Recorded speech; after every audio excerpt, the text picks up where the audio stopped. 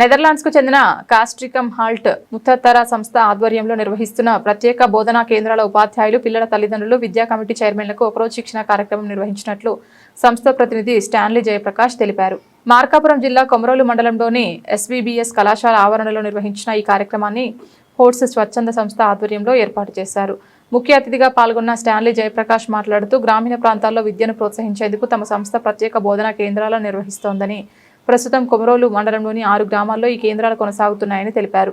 భవిష్యత్తులో ఈ కేంద్రాల ద్వారా చిన్నారులతో పాటు నిరక్షరాస్యత వయోజనులకు కూడా అక్షరాస్యత అందించేందుకు కృషి చేస్తామని చెప్పారు. పిల్లల విద్యా హక్కులను పరిరక్షించడంలో తల్లిదండ్రుల పాత్ర ఎంతో కీలకమని పేర్కొంటూ బాలల హక్కులపై ప్రత్యేక బ్రోచర్ను ఆవిష్కరించారు. హోట్ సంస్థ ప్రతినిధులు వెంకటేశ్వర్లు, ఉపాధ్యక్షులు నరసింహులు, సభ్యులు మరియు దాస్ మాట్లాడుతూ గ్రామీణ ప్రాంతాల్లో విద్యాభివృద్ధి, నిరక్షరాస్యత నిర్మూలన కోసం సిహెచ్ఎం సంస్థ చేపడుతున్న సేవా కార్యక్రమాలు అభినందనీయమని అన్నారు.